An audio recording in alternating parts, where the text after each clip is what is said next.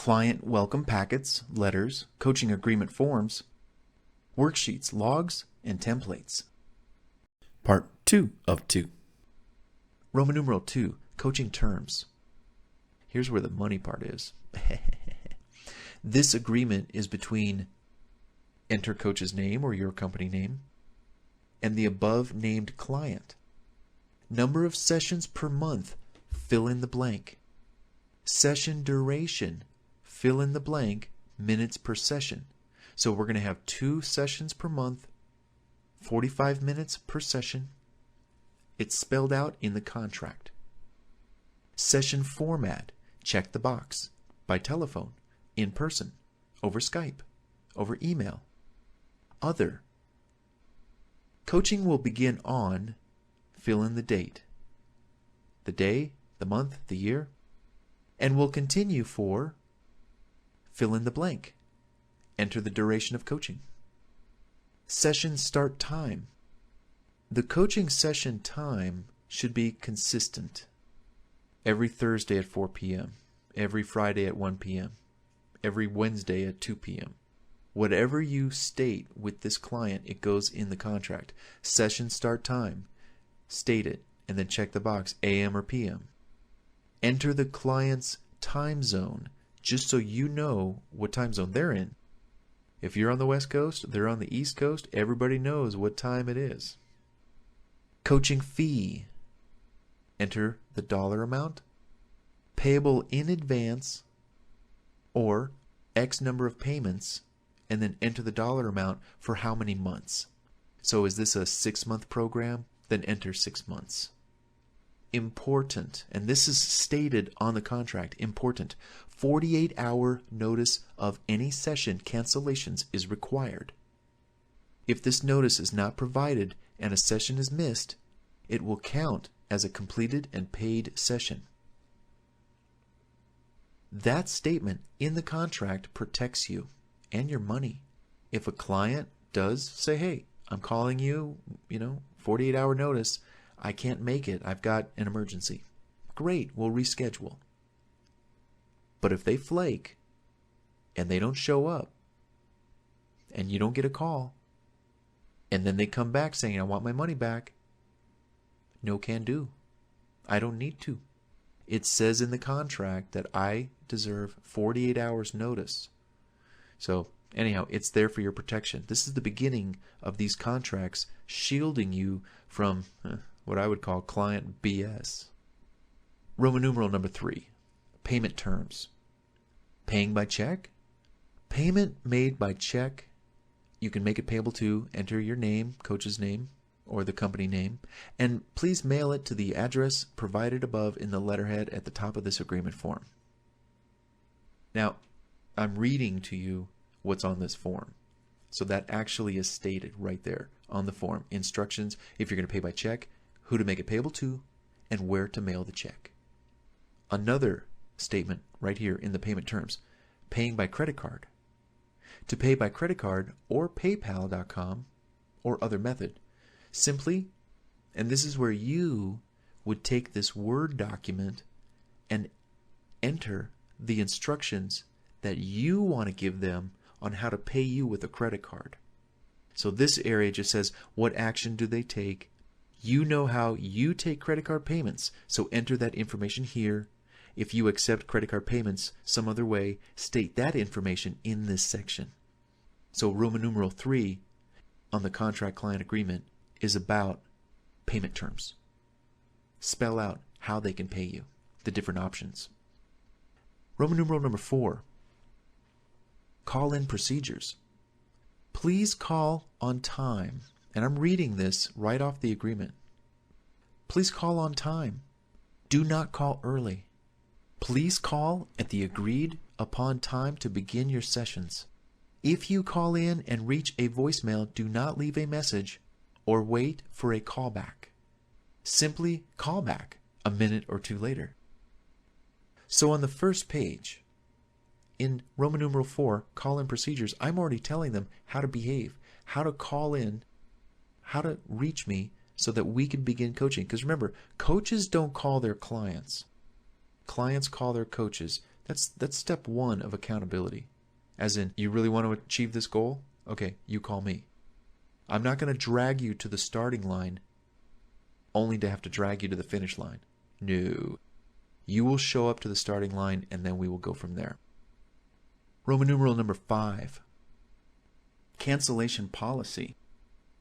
Client agrees that it is the client's responsibility to notify the coach, fill in the blank, number of hours in advance of the scheduled calls/meetings in the event client must cancel and reschedule a session.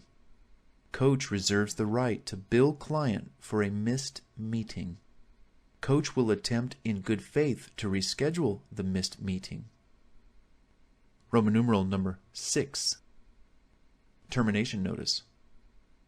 Either the client or the coach may terminate this agreement at any time with written notice.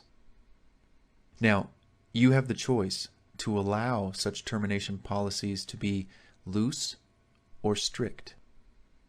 So you can either allow them to terminate the agreement during the coaching session, or you can include a provision that protects you that says if you cancel before a certain date or a certain number of sessions, you will still owe X amount of monies.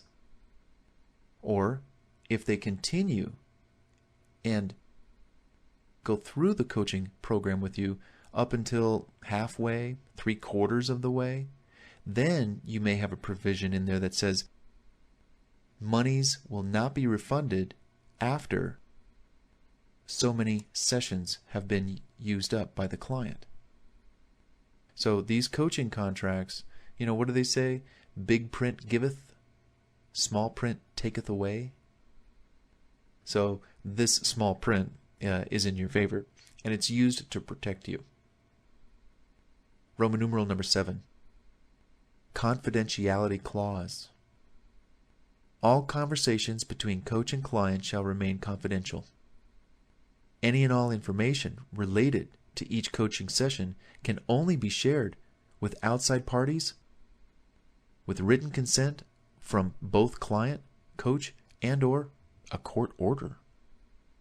The only instance where this clause may be broken would be in the event the client speaks of hurting themselves or others. So that's when you can kind of open up to say, hey, police officer, 911, I think my client's going to jump out a window. Roman numeral number 8, client responsibility. The coach agrees to maintain the ethics and standards of behavior as set by the International Coach Federation, or ICF, which can be found online at their website, www.coachfederation.org/ethics. The client is responsible for creating and implementing his or her own physical, mental, and emotional well-being, decisions, choices, actions, and results. As such, the client agrees that the coach is not and will not be liable for any actions or inaction, or for any direction or direct or indirect result of any services provided by the coach. Client understands coaching is not therapy and does not substitute for therapy if needed, and does not prevent, cure, or treat any mental disorder or medical disease. The client understands that coaching is not to be used as a substitute for professional advice by legal, mental, medical, or other qualified professionals, and will seek independent professional guidance for such matters. If client is currently under the care of a medical or mental health professional, coach will recommend that client inform the mental health care provider.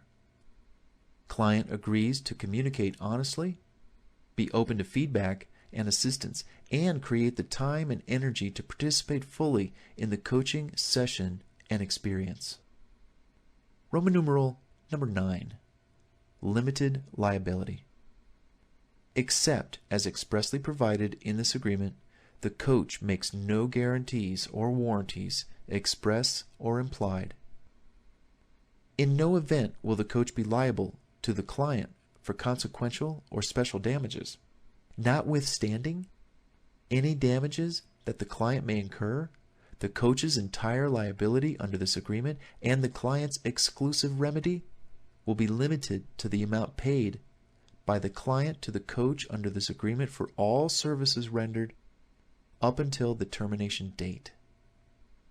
If a dispute arises out of this agreement that cannot be resolved by mutual consent, the client and coach agree to attempt to mediate in good faith for up to a certain amount of time, such as 30 days, after notice is given.